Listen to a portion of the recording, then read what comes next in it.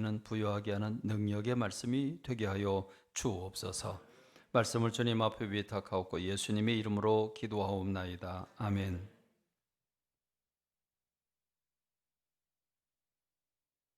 어떤 사람이 자기 인생의 뒤안길을 살펴보았습니다.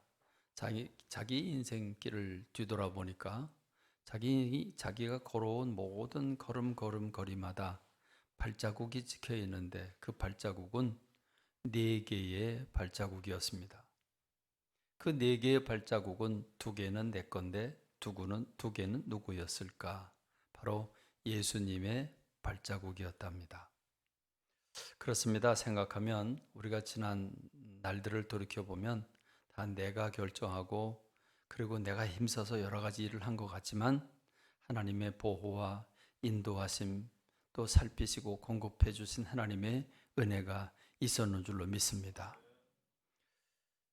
그런데 그 사람이 뒤를 바라보면서 자세히 보니까 늘 4개의 발자국이 찍혀서 예수님과 자기가 동행했다고 생각을 했는데 어느 지점에 와서는 발자국이 4개가 2개로 변해 있었습니다. 그래서 예수님께 물었습니다. 예수님, 왜 저기는 발자국이 2개밖에 없나요? 저 2개 발자국은 누구 건가요? 그랬더니 예수님이 네가 너무 힘들어할 때, 네가 절망할 때, 네가 너무 위험할 때 그때 내가 너를 안아서 발자국이 2개밖에 없다. 그 발자국은 4발자국이 아니라 4발자국이다. 그렇게 주님이 말씀하셨다는 겁니다. 누가 이 예화를 만들었는지 분명히 만들긴 만드는 것 같습니다. 예수님이 말씀하신 것 같지는 않습니다. 그런데 아무리 생각해도 그 예화는 참 맞다 하는 생각이 듭니다.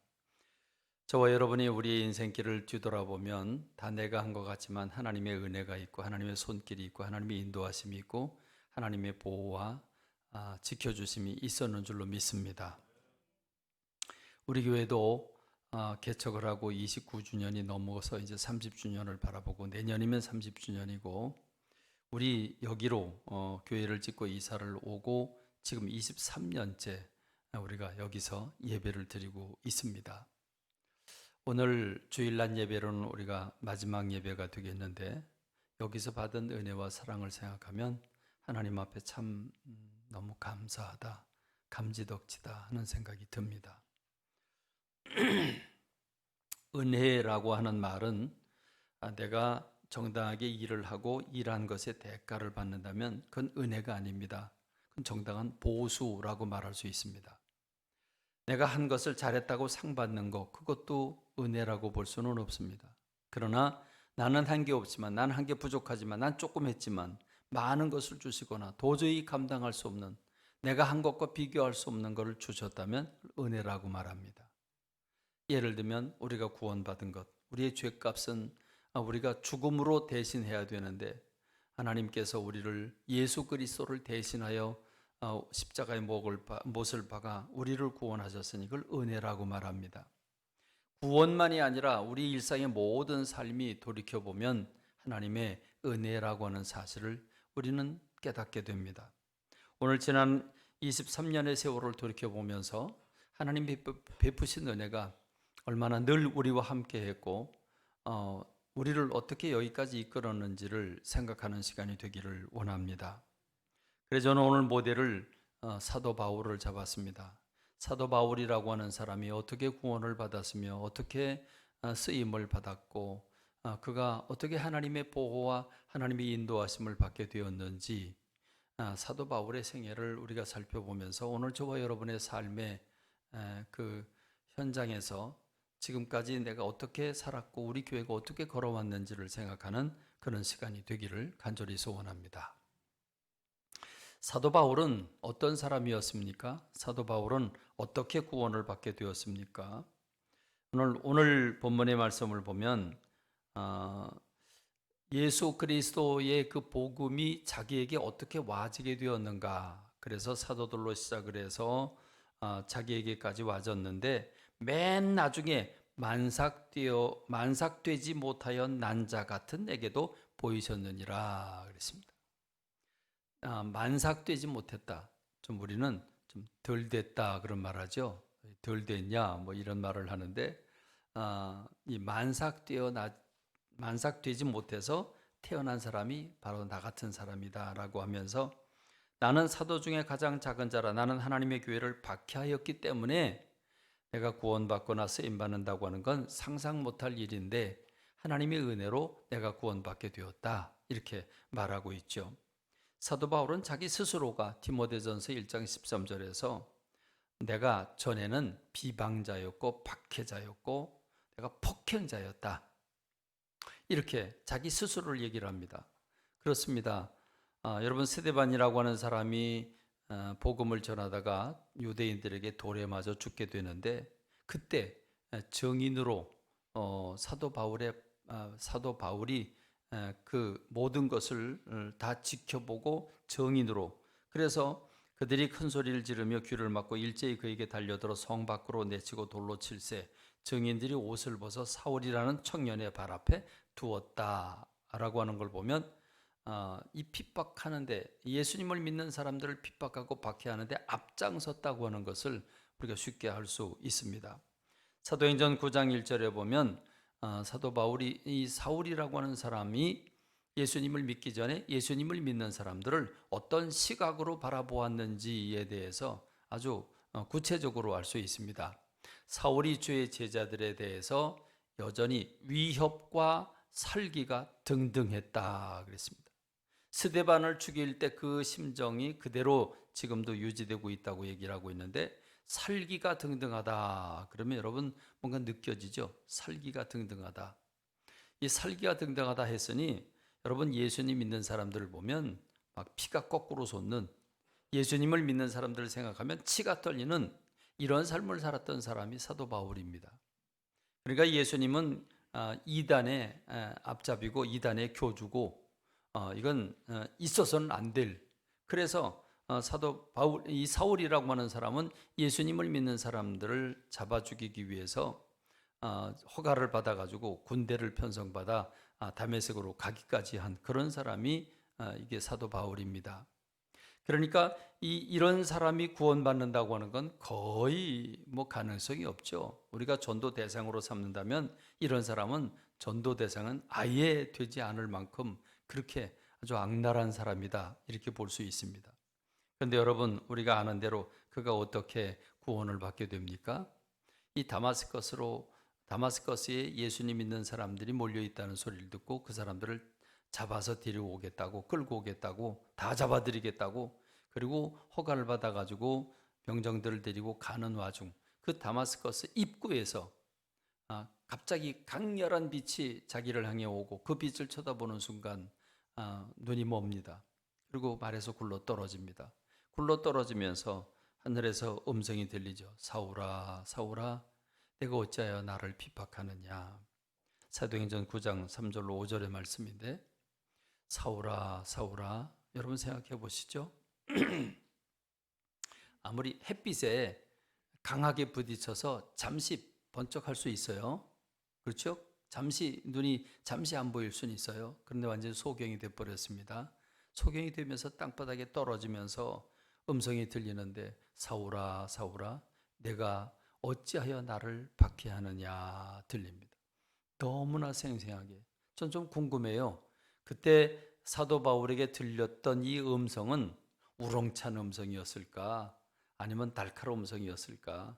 사도 바울은 저 음성을 어떻게 느꼈을까? 사울아, 사울아 할 때 그 어떻게 마음에 울렸을까? 막 두려웠을까? 뭐 등등 굉장히 궁금합니다만은 어쨌든 이 사울이라고 하는 사람, 예수님인 사람 죽이겠다고 쫓아가다가 지금 예수님의 음성을 듣는 겁니다. 그러자 당신 누구냐고 뉘십니까? 라고 물으니까 아마 모르긴 하지만 그 주님의 음성에 그가 두려움에 떨었을 거라고 생각이 됩니다. 나는 네가 핍박하는 예수라 라고 말합니다. 네가 박해하는 예수라 라고 대답을 하십니다.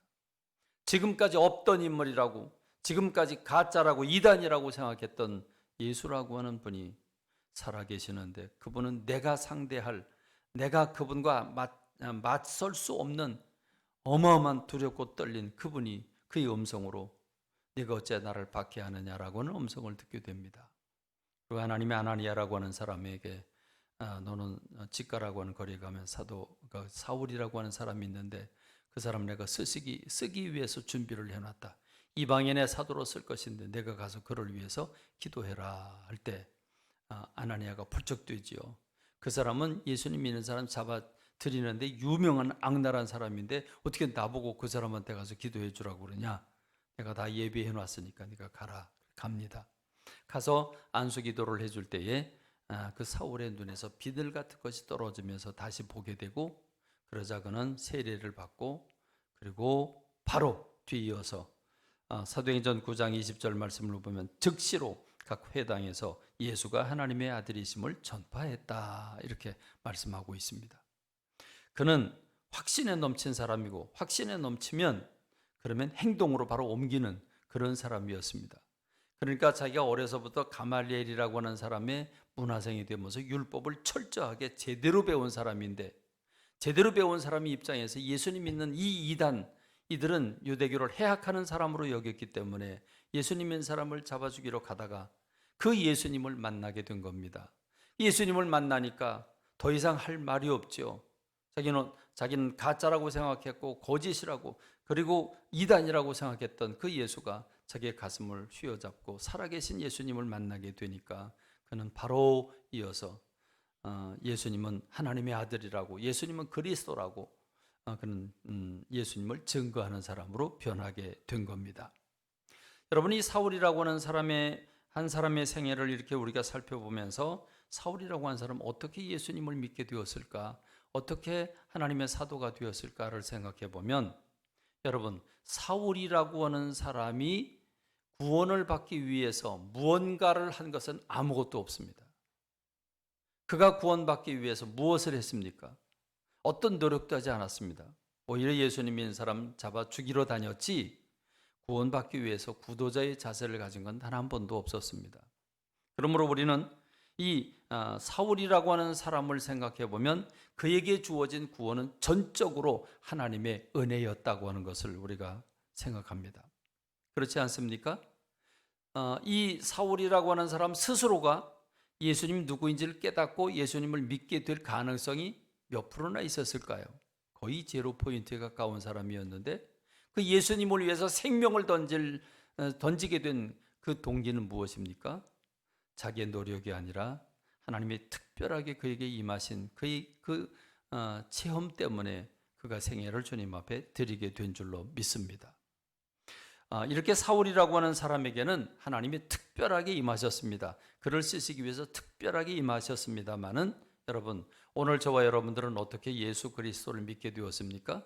어떻게 하나님의 자녀가 되고 어떻게 천국 백성이 되었습니까? 여러분 한번 생각해 보시죠. 어떤 사람은 그 가정의 부모님이 하나님을 믿으니까 어려서부터 그 혜택을 받고 하나님을 믿는 사람이 된 사람이 있는가 하면, 또는 친구나 다른 주변 사람들에 의해서 교회를 오게 되었는데, 여러분 교회를 온다고 해서 다 예수님을 믿게 됩니까? 전혀 아니거든요. 이 2부 시간에는 우리 김영함 집사님 얘기를 했는데, 우리 김영함 집사님 같은 경우에 권영희 집사님하고 둘이 서로 사랑하는 사이였죠. 저보고 주례를 서달라고 그래서 나는 예수님 안 믿는 사람과 결혼하면 난 주례 서줄 수 없다. 그러니까 둘 중에 하나로 해라. 헤어지든지 아니면 세례 받기 전에 교회를 나와서 세례를 받게 하든지, 그러면 내가 주례를 하겠다. 그랬더니 그러면 후자를 선택하겠다. 예수님 믿게 하겠다. 그래서 교회를 나오게 한 겁니다. 나오긴 나왔지만 치맛바람에 끌려 나왔지 진짜 예수님을 믿기 위해서 나온 게 아니거든요. 그거는 또 우리 3부 시간에는 우리 유영균 장로님이 그게 또 해당이 되죠. 우리 유영균 장로님도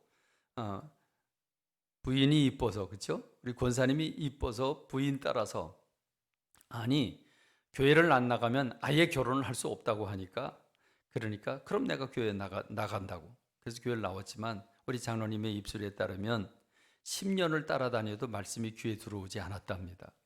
그러니까 여러분 이게 저절로 되는 게 아니죠. 다시 말하면 여러분, 내가 노력해서 예수님을 이해하고, 내가 공부해서 예수님을 이해하고, 그래서 예수님이 나를 위해 죽으셨다는 사실을 믿고 예수님을 영접할 사람이 세상에 없다는 말입니다. 그러므로 내가 믿습니다. 믿는다는 말은 틀린 말입니다. 믿는다는 말은 어울리지 않는 말입니다. 무슨 말입니까? 내가 예수님을 믿었습니까? 아닙니다. 믿어졌습니다.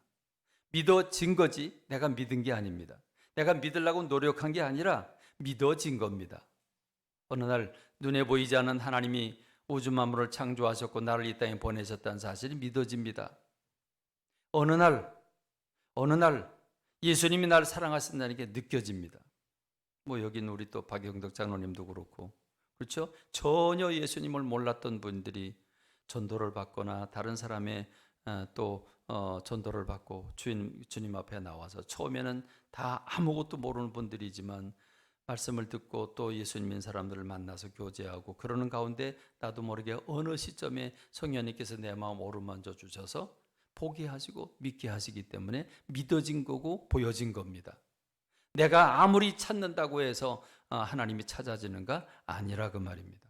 그런 점에서 우리가 모두 구원받게 된 것은 하나님의 은혜인 줄로 믿습니다. 우리의 노력이 단 1%도 가미되지 않은 줄로 믿습니다.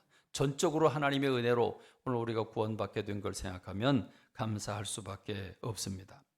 두 번째로 구원받은 그 사울이라고 하는 사람이 이제 돌변해서 전도자가 됩니다. 그래서 예수는 그리스도라고 선포를 하고 다닙니다. 그렇게 되니까 어떤 일이 벌어집니까? 유대인들이 바라볼 때 저는 뭐야? 저는 저 미친놈 아니야 저거? 아니 예수님 믿는 사람 잡아 죽이러 간다고 허가해 줬더니 가가지고 예수님 믿고 왔어? 여러분 생각해 보시죠. 그 사람들 입장에서 보면 엄청나게 황당스러운 일입니다. 예수님 믿는 사람 잡으러 간다고 다 잡아오겠다고 혈기왕왕해가지고 여러분 살기가 등등해서 그러고 떠났는데 예수는 그리스도라고, 예수는 하나님의 아들이라고, 예수님은 살아계시다고 그러고 전파를 하니 여러분 이게 미쳐도 보통 미친 게 아니죠. 처음엔 저놈 돌았나 미쳤나 이랬는데 그게 계속되면서 유대인들에게 특별히 어려서부터 가말리엘 문화생 되면서 율법에서 도통한 이 사울이라고 하는 사람이 오히려 예수님이 살아계시다고 하는 걸 복음적으로 풀어내게 되니까 유대인들이 초비상에 걸렸습니다. 저놈 죽여야 된다. 저런 놈은 없애야 된다. 그래서 사울이라고 하는 사람이 광주리를 타고 줄에 내려서 성 밖으로 피신하기도 하고 돌에 맞아 죽을 뻔하기도 하고 그렇죠. 그런가 하면 여러분 사도행전 23장 12절에 보면 유대인들이 당을 지어 맹세하되 바울을 죽이기 전에는 먹지도 않고 마시지도 않겠다라고 동맹한 사람이 40명이었다 그랬습니다. 여러분 40명이 먹지도 않고 마시지도 않고 그놈 죽이기 전까지는 아무것도 하지 않겠다. 여러분 도끼를 품고 덤빈 사람이 40명인데 여러분 이렇게 도끼를 품은 사람이 나한테 단 한 명만 있어도 내 뒤를 졸졸 따르면서 언제든지 나를 죽이겠다고 덤벼드는 사람이 한 사람만 있어도 그럼 얼마나 피곤할까요? 한 사람만 매일 내 뒤를 따르면서 내가 하는 모든 일에서 비방하고 비판하고 막 여러분 시비를 거는 사람이 있다면 얼마나 피곤할까요? 되는 일도 안 됩니다. 얼마나 힘들고 얼마나 피곤할까요? 사도 바울이라고 하는 사람 40명이 맹세를 하면서 죽이기 전까지는 밥도 물도 안 마시겠다고 한다면 여러분 사도 바울이 어디 거리를 활보할 수 있겠습니까? 그러니까 복음을 전한다 상상할 수 없는 일인데 사도 바울은 부리도자처럼 복음을 전하지요. 그러니까 여러분 이 사울이라고 하는 사람을 죽이기 위해서 그들은 묘안을 짜냅니다. 지금 복음을 전하다가 소란죄로 좀 붙들렸습니다. 아직 죄가 확정되지 않았습니다. 미결수입니다. 우리말로 말하면 지금 구류 정도 하고 있는 거죠. 그런데 그들이 꾀를 냅니다. 꾀를 내서 천부장이라고 하는 이 직분을 맡은 사람에게 찾아가서 그 사울이라고 하는 사람을 내줘라. 우리가 율법대로 좀 먼저 우리가 살펴봐야 된다. 이렇게 해서 그를 빼내자. 그를 데리고 오게 하자. 그래서 데리고 나오면 중간에서 우리가 죽이자. 이렇게 계획을 세워놓은 겁니다. 계획을 세워놨는데 그때 누가 듣냐? 바울의 생질, 바울의 조카가 듣습니다. 그 조카가 듣고 천부장에 가서 이렇게 유대인들이 좀 꾸미고 있고 그래서 저 사울을 달라고 그랬다. 얘기를 하자 천부장이 그러냐? 그리고 백부장 둘을 부릅니다. 사도행전 23장 23절에 보면 백부장 둘을 불렀다 그랬는데, 여러분 백부장이라고 하는 사람은 백부장 둘을 불렀다. 이 본문 좀 보여주죠. 예. 백부장, 이 백부장은 100명을 거느리는 그러니까 장교입니다.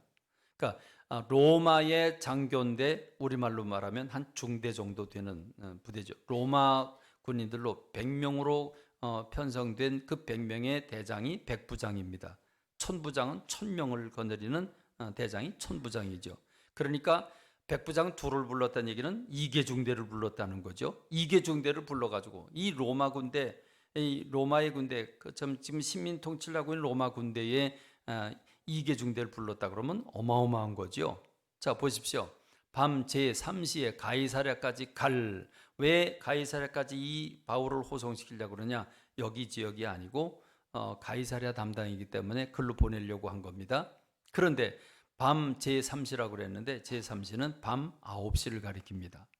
그러니까 밤 9시에 죄수로 호생하는 법이 어디 있습니까? 대낮에 하지. 그렇죠? 밤에 할 리가 없죠. 그러니까 유대인들에게 몰래 확실하게 빨리 하려고 하니까, 완벽하게 하려고 하니까 밤 9시의 시간을 정해 놓았고, 그것도 보병 200명. 놀라지도 않아요? 죄수 한 사람을 호송하는데 보병 200명, 기병, 말탄 기병 70명, 그리고 창병 200명. 아니면 어디 전쟁하러 갑니까? 그럼 이게 어디 전쟁하러 가요? 죄수 하나, 그것도 미결수예요. 지금 죄인인지 아닌지도 정해지지도 않았어요. 미결수 한 사람을 지금 호송을 하는데, 여러분 470명 이계중대가 지금 동원이 된 겁니다. 생각해 보면 말이 안 돼요. 자, 우리나라 같으면 예를 들어서, 자, 지금 바울이라고 하는 사람이 잡혀 있다. 근데 바울의 조카가 와가지고 밀고를 한다. 그럼 이 조카가 들려준다. 조카가 얘기를 한다. 어디 접근이나 할 수 있겠습니까? 너 뭐 하는 놈이냐고, 거짓말하지 말라고 가라고, 이렇게 되지 않겠습니까? 또 얘기를 들었다고 치십시다. 그럼 아직 미결수고 아직 이제 죄인일 가능성이 많은 사람인데, 그 사람을 위해서 로마 정병들을 470명 이계 중대를 동원한다? 그럼 여러분 같으면 동원하겠습니까? 까짓 그 죄수야 뭐 죽든지 말든지 그냥 내버려 두지 않겠습니까? 뭐 그래야 할 책임이 뭐가 있겠습니까? 그러니까 가만히 생각해 보면 이 사울이라고 하는 사람이 지금 죽음의 위기에 도달하게 됐을 때, 그 조카가 그걸 듣고 이제 천부장이 얘기를 한 것이나, 천부장이 그 얘기를 듣고 철석같이 믿고 지금 2개 중대를 풀어서 470명의 군인들을 동원한 것이나, 가만히 생각해 보면 이치에 맞지 않습니다. 그럼 뭘 얘기해 주고 있습니까? 하나님이 개입하셨구나. 하나님께서 이 일을 이렇게 만들어 가시고 있구나. 그러므로 오늘 저와 여러분의 삶 속에 하나님의 보호와 인도하심이 있는 줄로 믿습니다. 여러분, 여러분의 삶을 한번 돌이켜 보시죠. 지금까지 인생을 사는 동안에 위기가 없습니까? 위기가 없었습니까? 정말 절망하고 절대절명의 순간에 내가 도저히 못 살겠다. 내가 못 살겠어. 이혼해야 되겠다. 내가 내 사업에 망해서 이대로 내가 못 살겠다. 어디 도망이라도 가겠다.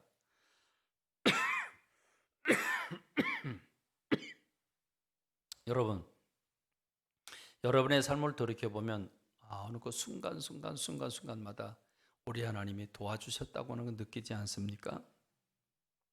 여러분에게도 여러 차례 간증을 했기 때문에 좀 식상할 수는 있겠는데, 옛날 봉고차를 가지고 있을 때 그 봉고차를 몰고 홍천에 우리 아버님 아이들 다 타고 있을 때 홍천에 갔다가 지금 가고 있는 중인데, 약 한 60km 정도 속력을 내고 가다가 커브를 딱 틀어서 딱 들어갔는데 눈앞에 대형 버스가 전속력을 향해서 달려오고 있습니다.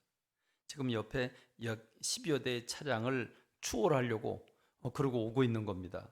저는 어떨결에 우측으로 틀어서 옆에 피했는데, 휙 지나가고 보니까 이건 그냥 오들오들 떨립니다. 근데 그 옆에가 마침 공터가 있었어요. 공터가 없었으면 낭떠러지를 떨어졌을 텐데, 공터가 있어서 얼마나 떨었는지 모릅니다. 여러분, 가만히 생각하면 저는 그때 그 생각을 해봅니다. 여러분, 이 급박한 상황에서 내가 내 힘으로 했을까? 저는 하나님의 도우심이 있었다고 믿습니다.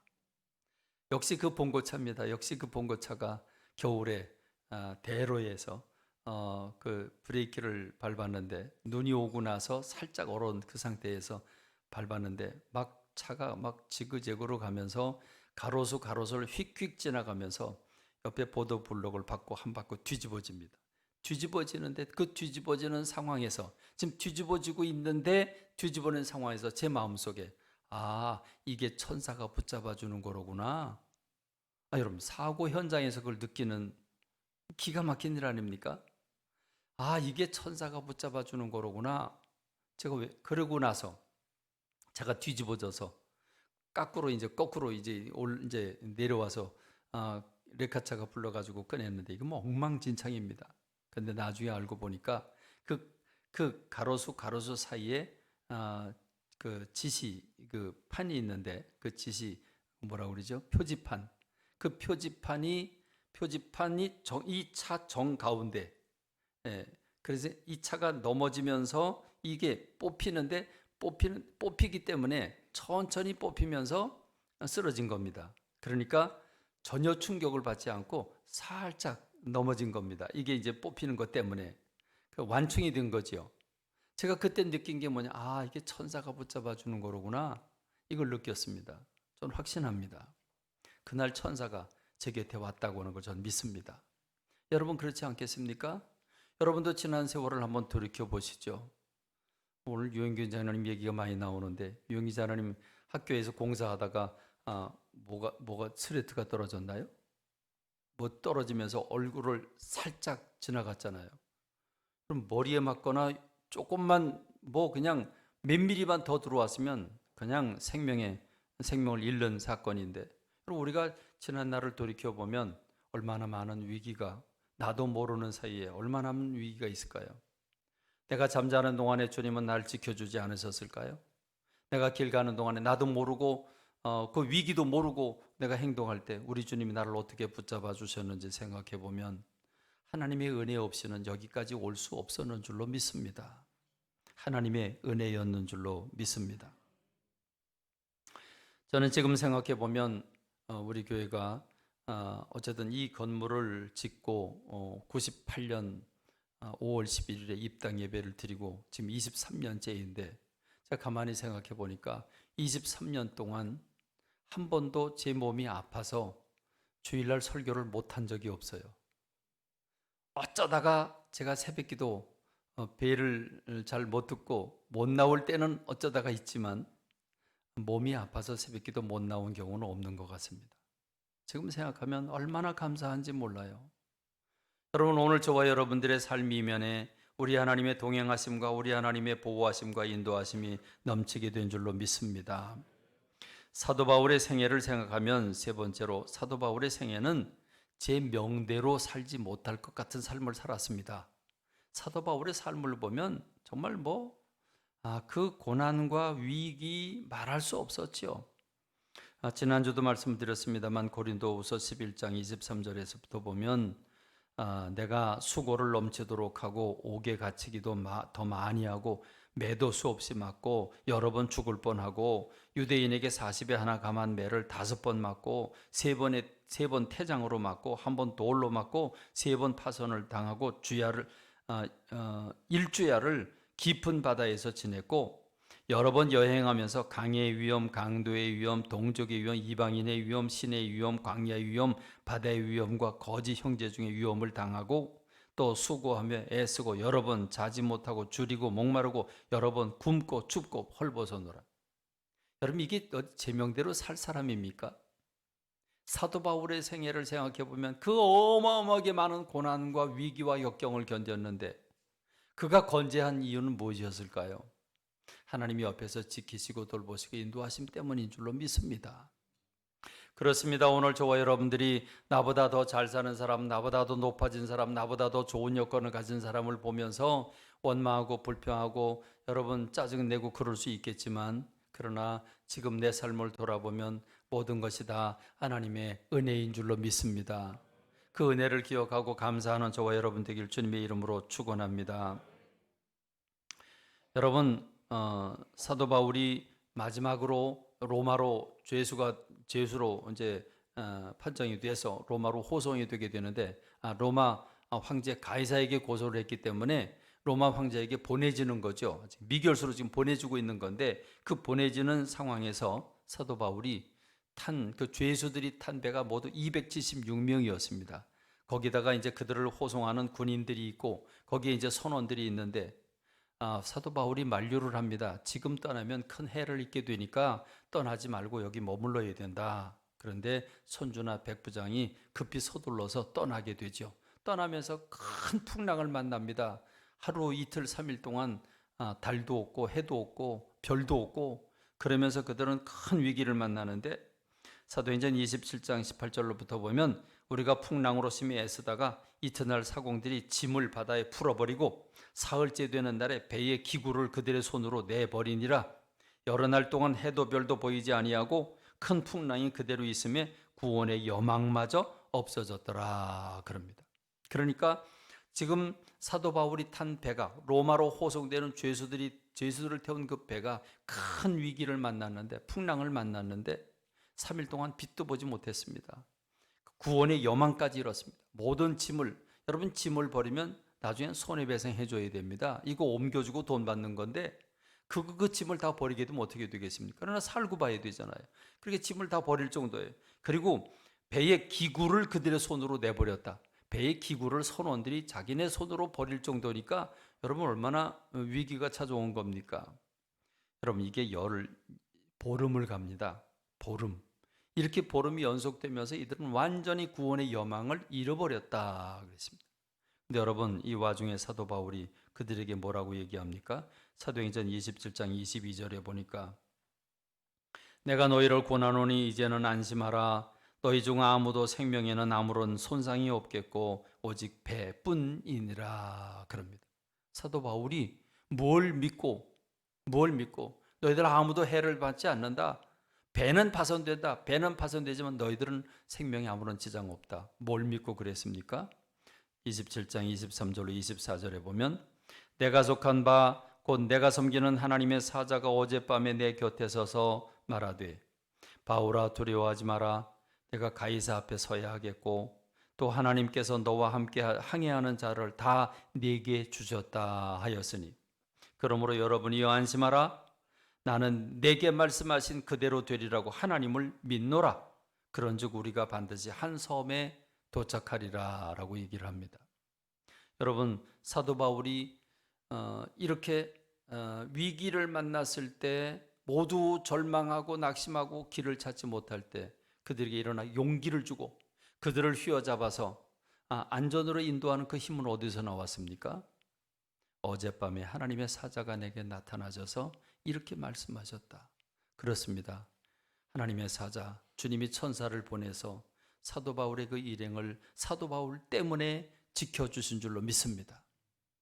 여러분이 속한 직장 생활에서 여러분이 안 믿는 사람과 동행하면서 안 믿는 사람과 여러 가지 행사를 하면서 믿는 사람 여러분 때문에 여러분이 속한 그 공동체가 여러분이 직장하고 있는 그 근무하고 있는 직장이 여러분 때문에 안전해지고 여러분 때문에 그 덕을 보게 되는 줄로 믿습니다. 오늘 우리는 이러한 주님의 사랑받는 사람들입니다. 오늘 사도 바울 한 사람 그래서 그는 얘기합니다. 내가 미리 말하지 않았냐? 떠나지 말고 거기서 머물러야 된다고 그러지 않았냐? 얘기를 하면서 죄수지만 그 모두를 휘어잡아 하나님 나라로 이끄는 이 사도 바울의 모습을 보면서 오늘 저와 여러분들의 그 극한 위기 속에서 힘들고 어려울 때 또는 낙심하고 좌절할 때 이혼의 위기에 있을 때 우리 주님 우리의 마음을 어루만져 주시고 상황을 붙잡아 주셔서 오늘이 이르도록 지켜주신 우리 주님의 은혜를 기억하며 감사하는 저와 여러분 되길 주님의 이름으로 축원합니다.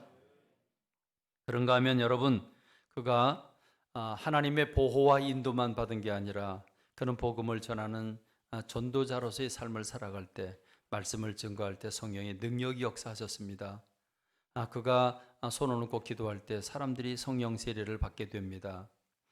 그가 연약한 사람들을 위해서 기도할 때 그 질병이 치유를 받게 되는데 사도행전 19장 11절로 12절에 보면 하나님이 바울의 손으로 놀라운 능력을 행하게 하시니 심지어 사람들이 바울의 몸에서 손수건이나 앞치마를 가져다가 병든 사람에게 얹으면 그 병이 떠나고 악귀도 나가더라 그랬습니다. 여러분, 이게 무슨 말입니까? 사도 바울에게서 능력이 나갔다면 사도 바울이 가야 돼요. 그죠? 사도 바울의 몸이 가야 돼요. 사도 바울의 손을 얹어야 돼요. 왜? 사도 바울에게서 나오는 거니까. 그런데 사도 바울이 사용하는 손수건을 가져다가 손수건만 얹었는데 병이 낫고 귀신이 떠나간다. 그럼 사도 바울이 한 겁니까? 아니면 손수건이 한 겁니까? 그러면 하나님이 하신 줄로 믿습니다. 그렇습니다. 하나님이 하신 겁니다. 사도 바울이 아닙니다. 그래서 사도 바울은 이런 능력을 행하면서도 늘 두렵고 떨리는 마음을 가집니다. 왜냐하면 하나님께서 주지 않으시면 능력이 나타날 수가 없기 때문에. 내 걸 가지고 하면 내가 큰 소리 칠 수 있어요. 배짱 부릴 수 있어요. 근데 내 게 아니고 주님이 주신 걸 가지고 하니까, 주님이 떠나시면, 주님이 안 주시면 난 아무것도 할 수 없으니까 늘 겸손한 마음을 가지게 됩니다. 그래서 고린도전서 2장 3절에 보면 고린도 교회를 1년 반 머물렀던, 그 복음을 전했던, 능력을 행했던 그 교회에게 편지를 보내면서 내가 너희 가운데 거할 때에, 내가 너희들 가운데서 목회할 때에 약하고 두려워하고 심히 떨었노라 그랬습니다. 그럼 이해가 되십니까? 사도 바울이 어디 그럴 사람입니까? 사도 바울의 말씀의 내용이나 사도 바울의 능력을 행한, 손수건만 얹어도 병이 났다고 그러면 여러분 이게 어깨가 꽤 올라갈 것 같지 않습니까? 근데 사도 바울은 그럴 수가 없었습니다. 왜 그랬습니까? 하나님께로부터 오는 것이기 때문에 그렇습니다. 그래서 사도 바울은 이렇게 얘기를 하는 거죠. 사도 바울은 오늘 우리가 읽은 성경 말씀 속에서 사도 바울이 이렇게 신앙을 고백합니다. 내가 다른 사도들과 비교하면 비교할 수 없고 나는 오히려 박해져 있기 때문에 내가 하나님 사랑받는다고 하는 건 있을 수 없는 일인데 하나님 나를 은혜로 구원해 주셨다. 그리고 내가 다른 사도들보다 더 많은 능력과 더 많은 복음을 전했는데, 그러나 그럼에도 불구하고 내가 큰 소리 칠 수 없다. 왜? 하나님 주신 것이기 때문이다. 그래서 그러나 내가 나 된 것은 하나님의 은혜로 된 것이니 내게 주신 그의 은혜가 헛되지 아니하여 내가 모든 사도보다 더 많이 수고하였으나 내가 한 것이 아니요 오직 나와 함께 하신 하나님의 은혜로라. 할렐루야. 그렇습니다. 내가 다른 사람보다 더 재능이 많습니까? 다른 사람보다 더 건강합니까? 다른 사람보다 더 돈이 많습니까? 여러분, 이 모든 것들은 하나님이 주신 줄로 믿습니다. 그러므로 우리가 큰 소리 칠 수 없고 우리가 자랑할 수 없고 교만할 수 없는 겁니다. 저는 사도 바울이 내가 너희들 가운데 거할 때에 약하고 두려워하고 심히 떨었다는 말이 얼마나 공감되는지 모르겠어요. 이번 주에 은혜가 된다고 해서 다음 주에 또 은혜가 된다? 보장할 수 없죠. 지금 은혜가 된다고 다음 주에 은혜가 된다는 말은 있을 수 없는 거거든요. 그러니까 단 한순간이라도 주님이 떠나시거나 단 한순간이라도 주님이 주지 않으시면 말씀을 증거할 수가 없는 겁니다. 때울 수는 있겠죠. 때울 수는 있겠지만 은혜가 나오지 않는 거죠. 그러므로 여러분, 우리 모두는 우리가 살아온 모든 발자취, 내 발자국이 내 발자국만이 아니라 주님의 발자국이 함께 동행하신 줄로 믿습니다. 그때마다 하나님이 너무 힘들고 어려워 좌절하고 우리가 주저앉아서 나 이제 못하겠다고, 나 이제 죽겠다고 그러면 주님이 우리를 끌어안아 주신 줄로 믿습니다. 우리를 번쩍 들고 안아 그 위기를 넘기게 하신 줄로 믿습니다. 너무 힘들고 어려울 때 주님이 천사를 보내서 우리를 보호하시고 인도해 주신 줄로 믿습니다. 순간적으로 어떻게 선택해야 될지 알지 못할 때 성령님께서 도우셔서 그런 일을 하게 하신 줄로 믿습니다. 그렇습니다. 지나간 우리 23년의 삶을 쭉 이렇게 돌이켜보면 하나님의 은혜가 아닐 수가 없습니다. 교회를 개척하고 요 아래 우체국 자리에 우리가 이제 보따리를 풀고 거기서 이제 전세방 살고 있을 때에 교인은 뭐 한 60명, 70명밖에 되지 않을 때에 어느 날 집사람이 땅을 보고 왔다고, 나보고 땅 보러 가자고, 전도사님하고 둘이 보고 왔다고 그래서 제가 여러분 잘 아는 대로 제가 몇 번 얘기를 했죠. 사지도 않을 땅을 뭐로 가서 보냐. 사지도 않을 땅을, 그게 제 마음이었어요. 살 능력이 안 된 걸요. 지금 그 9천만 원 전세도 빚내서 하고 있는데 그걸 뭐 어느 세월에 그 땅을 사가지고 교회를 짓습니까? 말도 안 되는 거죠. 그땐 집사람이 아주 강하게 얘기를 합니다. 사지도 않을 건데 뭐러 가서 보냐? 보지도 못하냐? 보는 것도 죄냐? 보지도 못하냐? 언제든지 집사람이 항상 이겨요. 저는 항상 져요. 그래서 보지도 못하냐 하는 말에 볼 수는 있지, 물론 볼 수는 있지만 살 능력이 안 되는 걸 뭘 그걸 보냐? 괜히 보고 마음만 심란해지지. 근데 또 져야지 어떻게 해요? 그래서 와서 봤어요. 이 자리에 딱 서서 보니까 위로부터 내려오고 위에서 딱 쳐다보고, 그땐 옆에 병원 건물 없을 때죠. 너무 마음에 너무 확 오는 겁니다.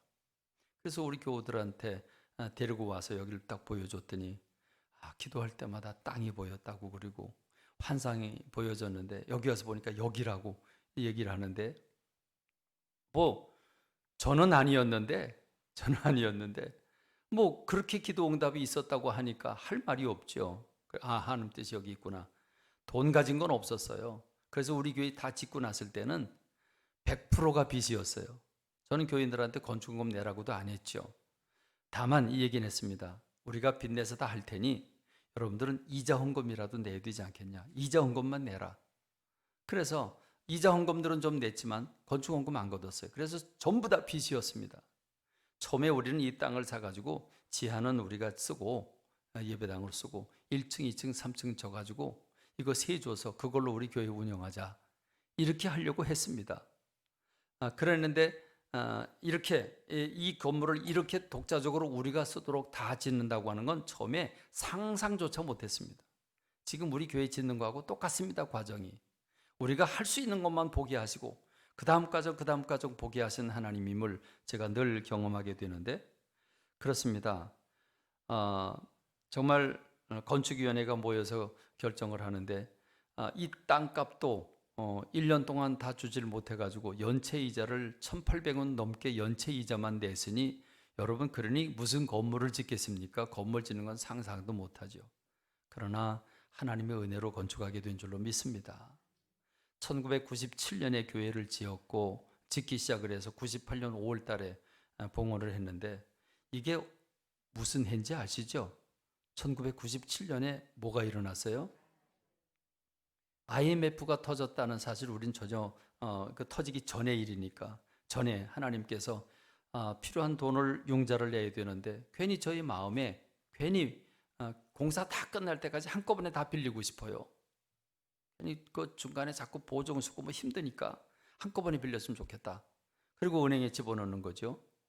집어넣어 놨어요. 아주 쉽게 빌렸어요. 집어넣어 놓고 그리고 몇 달 지났는데 IMF가 터졌지 않습니까? IMF 터지고 난다면 단돈 500만 원도 융자가 안 됐어요. 그래서 부도 내고 사업 망한 사람들 참 많았어요. 우리 교회도 춘천시내 파다했어요. 광야함께 조금 있다 부도 난다. 부도는 왜 나요? 우리가 하나님이 미리 은혜로 앞서가신 하나님께서 제 마음 주장해 주셔서 모든 돈을 공사 끝날 때까지 다 융자 내게 하셨는데, 대신 이자 내느라고 손가락 빨았어요. 이자 내느라고 정말 고생했어요. 그러나 하나님이 6년 만에 다 갚게 하시고 또 저 거두리 땅을 또 사게 하셨는데, 그때 우리가 하나님의 마음을 읽었더라면 힘들어도 그걸 졌을 텐데 그걸 못 읽었어요. 그래서 16년이라고 하는 시간을 지체하긴 했지만 앞서가신 하나님이 보다 못해 저 땅을 우리 손이 아니라 저 외의 땅 임자를 통해서 그 땅을 허물어내게 하시고 평지로 만들어 보여주시니까 그제서 하나님 이거 왜 허물어 주신 거지? 왜 이렇게 좋은 땅을 우리에게 주시는 거지? 그러고 우리가 기도하니까 교회를 져라라고 한 주님의 음성이 들렸고, 그래서 우리가 짓게 된 겁니다. 그러므로 지금까지 우리의 삶을 다 돌이켜보면 다 무엇이었습니까? 우리가 잘나서 여기까지 온 게 아니라 하나님의 은혜였음을 고백하지 않을 수가 없습니다. 에베네셀의 하나님, 앞서가시는 하나님, 앞서가시면서 모든 방해거리들을 다 풀어놓으시고 공급하시고 보호하신 인도하신 하나님의 은혜였습니다. 혹시 여기 그 70 그러니까 97년이나 98년생이십니까? 혹시 97년, 98년생 없어요? 나이 23살 없어요? 그래요. 그렇습니다. 여러분 한 사람 한 사람 여기서 우리가 정 많이 들었고 여기서 참 하나님 사랑 많이 받았습니다. 하나님이 우리에게 베푸신 은혜가 저 거두리의 성전을 또 짓게 하신 이유가 무엇일까요? 더 큰 은혜를 주기 위해서 우리들로 저 비전을 가지게 하신 줄로 믿습니다. 여기까지 인도하신 하나님의 은혜가 우리가 앞으로 가면 더 큰 은혜로 은혜를 베풀어 주실 줄로 믿습니다. 그것을 바라보고 기뻐하고 하나님 앞에 감사하며 달려나가는 저와 여러분 되기를 주님의 이름으로 축원합니다. 하나님 아버지, 은혜와 사랑, 감사와 찬미를 주님 앞에 돌립니다. 무엇이 간데 우리처럼 사랑해 주셨습니까? 주여 감사합니다. 우린 가진 것도 없었고 교인 숫자도 작았는데 어마어마하게 큰 일을 하게 하셨습니다. 그리고 여기까지 인도해 주셨습니다. 많은 은혜를 나누게 하시고 주님께 영광 돌리게 하시고 주님 사랑받으며 여기까지 오게 하신 하나님을 찬양합니다. 그리고 우리가 전혀 깨닫지 못할 때 앞서가신 하나님께서 여전히 여기로 만족하지 아니하시고 거두리 땅을 예비해 두셨다가 그 땅으로 가게 하시되 우리가 전혀 상상할 수 없는 일을 하게 하신 하나님, 그 하나님을 찬양하고 찬양합니다. 하나님의 뜻이 계실 줄로 믿습니다. 오늘 이 에마골 교회에서 주일날 예배를 끝으로 드립니다. 우리 하나님, 영광 받아주신 하나님을 찬양합니다. 우리가 거두리 이사가서 더 큰 영광을 하나님의 그 드림과 하나님의 계획을 우리가 맛볼 수 있도록 은혜 베풀어 주옵소서. 예수님의 이름으로 기도하옵나이다. 아멘.